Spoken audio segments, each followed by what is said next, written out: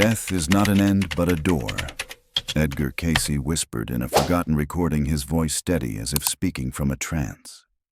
The soul steps through awake alive and unafraid. For those who felt time's weight, decades of joys, losses, and quiet questions about what lies beyond this revelation stirs something ancient. What happens when the body falls away? Is there pain, confusion, or something else entirely? Cayce, the sleeping prophet, claimed to see the other side with startling clarity. In a rare interview hidden for years and now unearthed, he describes the moment of passing not as a descent into darkness, but as a gentle awakening. The soul detaches, he said, like mist rising from a still lake, aware and lucid, stepping into a plane where time dissolves and consciousness expands. Why does this matter? Because for those nearing life's twilight, the fear of death often grows louder than life itself. Cayce believed this fear was born of ignorance, not of the mind, but of the soul's own forgetting. To know what awaits, he said, is to live the years you have left with courage. He spoke of a life review not as judgment, but as a mirror held by the soul itself, reflecting every love given, every pain caused without masks. This isn't about punishment, but understanding. What if death isn't a void, but a reunion with loved ones, with meaning, with the truth of who you are? Cayce's words don't promise paradise. They offer something deeper, a map for the soul's crossing. If this stirs a memory you didn't know you carried, you're not alone.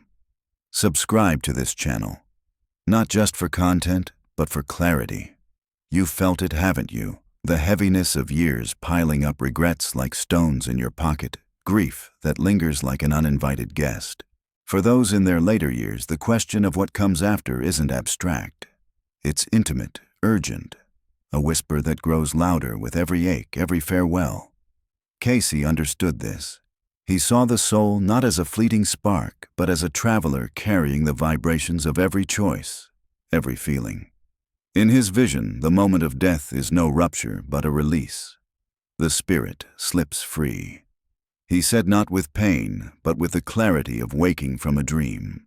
You're still you, but unbound, aware of a reality that feels more like home than the body ever did. This resonates because it speaks to the quiet fears of those who've lived long enough to lose spouses, siblings, friends, even parts of themselves.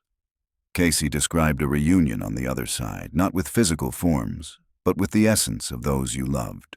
Parents, partners, even old loves appear not as ghosts, but as presences, their recognition a silent, emotional tide. For those who've buried nearly everyone they held dear, this image transforms the loneliness of aging into something else, expectation. No one departs alone, Cayce insisted. There's an embrace waiting, a warmth that feels like it's been there all along. But what of the unresolved? The guilt. The words left unsaid, Cayce didn't shy away from this. He spoke of a life review where the soul relives its moments, not to be condemned, but to feel them. The pain you caused, the kindness you offered, they return as raw sensations, unfiltered by excuses. This isn't divine retribution. It's the soul's own desire to understand itself. For many, this idea lifts a weight. You thought you were running out of time to make amends, but what if your soul is already preparing, urging you to forgive, to thank, to let go? Sometimes hearing the right words at the right time is how we realign with our soul. If this felt like one of those moments, share it with someone else who's ready to remember. Cayce also addressed those who deny an afterlife, their skepticism, a shield against the unknown. He said such souls may linger in confusion after passing, not suffering, but disoriented, unable to grasp their new freedom. Yet even they are not abandoned. Spiritual guides loved ones approach with patience, helping them find their way. This isn't about belief, but about experience. Believing or not doesn't change the crossing. It only shapes how you meet it. For the elderly, this offers relief. The soul's journey isn't dictated by dogma, but by the truth you've lived. Your comments aren't just feedback. They're echoes from other souls. Leave yours below. Someone else may need it more than you know. Cayce's visions align with timeless wisdom, echoing thinkers like Carl Jung, who saw the soul as a vast, unfolding mystery. Jung taught that the shadow, our hidden regrets, fears, and unacknowledged truths, isn't evil, but a part of us waiting to be integrated. Cayce's life review mirrors this, a confrontation not with a judge, but with the self, where every moment is a lesson, not a sentence. This resonates with Viktor Frankl's belief that meaning, not happiness, is the soul's true pursuit. For Frankl, suffering wasn't a punishment, but a call to find purpose. Cayce's Afterlife, where the soul learns through its own choices, reflects this: no heaven or hell, only states of consciousness, shaped by your actions, intentions, and loves. Eastern philosophies, like Buddhism's concept of karma, deepen this insight. Karma isn't cosmic revenge, but a mirror reflecting back the energy you've sown. Cayce's view of reincarnation as a series of chances to grow, not punishments, parallels this. The soul, he said, spends time in a plane of learning after death, reviewing its path at its own pace, like a student in a vast, timeless school. Some linger, reflecting deeply. Others move swiftly toward new beginnings. This isn't about being forced. It's about the soul's innate desire to evolve.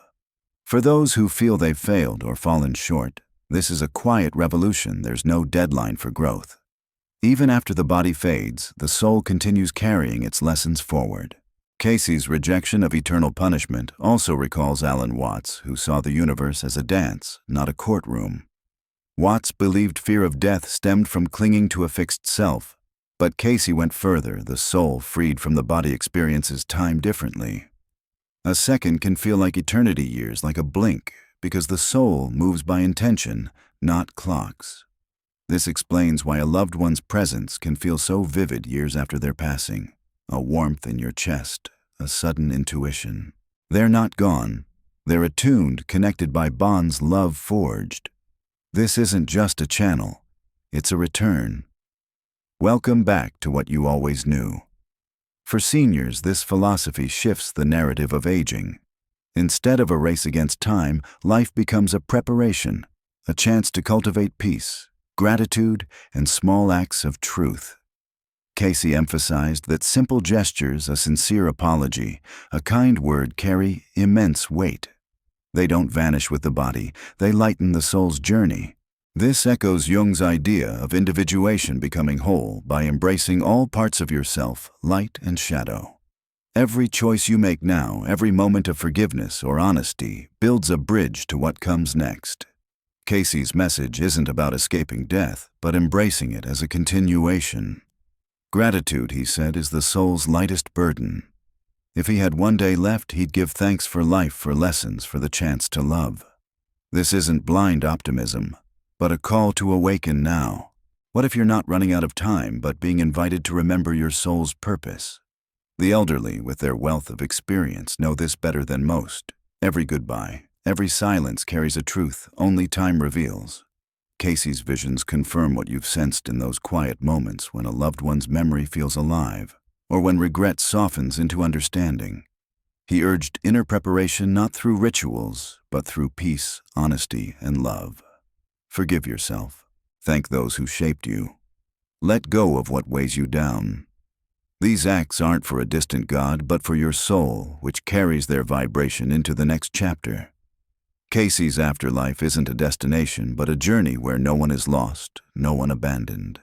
Even those who strayed are met with compassion, guided to learn, to grow, to begin again. This is the soul's eternal promise. There's always a path forward. So what if you're not broken? What if you're simply remembering your soul's contract? Take a breath, reflect. The silence you carry isn't empty. It's a space to meet your own truth. We explore soul truths others fear to say out loud. If you're ready to remember, click subscribe. Your path is just beginning. Cayce's final lesson is simple: live with gratitude, love with courage, and trust that the soul never ends. When you cross that bridge, you'll find not an abyss, but a light woven from every truth you lived, every love you gave, and every question you dared to ask.